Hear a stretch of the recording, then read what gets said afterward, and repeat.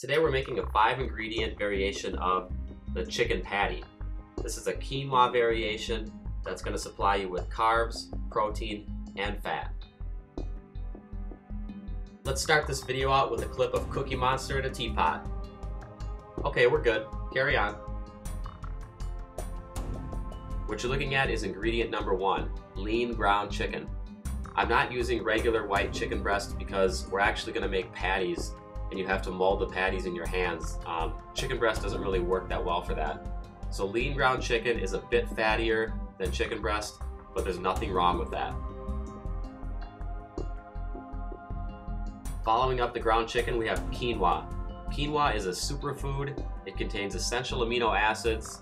It's our primary carb source for this meal, and it contains numerous vitamins and minerals, notably B vitamins, vitamin E, iron, magnesium, phosphorus, and zinc. Of course, I couldn't call this recipe barbecue chicken patties without some barbecue sauce. I like Sweet Baby Ray's hickory and brown sugar. Feel free to use whatever barbecue sauce you'd like. Mushrooms can add texture and flavor to any meal. These particular mushrooms also have a micronutrient value. They also contain plenty of B vitamins as well as vitamin C and iron. We come to our primary fat source for this meal, the egg. Eggs also contain complete protein and are known as a top protein source among numerous foods. We're consuming eggs for the fat content. The fat content of eggs helps to support natural testosterone levels. Start up this recipe by placing your quinoa in your pan. Now what you want to do is you want to follow the directions on the back of the quinoa package. You're going to boil it, you're going to cover it, and you're going to set it on medium heat for about 10 to 12 minutes.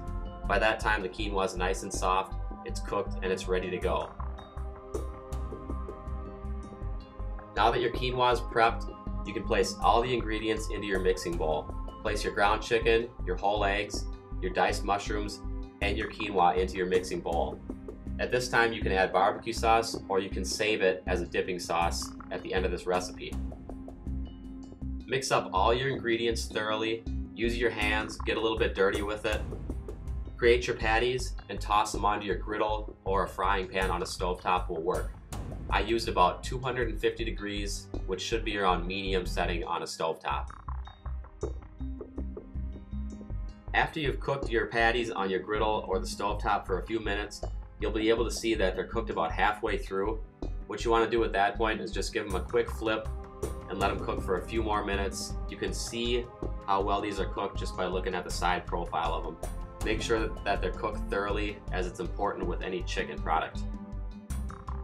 One tip that I did here, I cut them in half so I could really see if they were thoroughly cooked.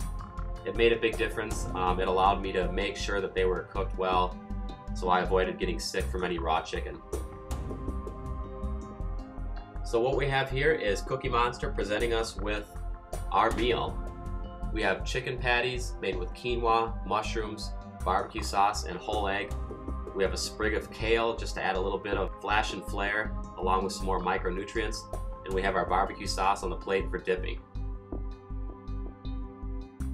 I'd like to personally give a shout out to Cookie Monster. He took some time out of his day to make an appearance on my set today. Big C.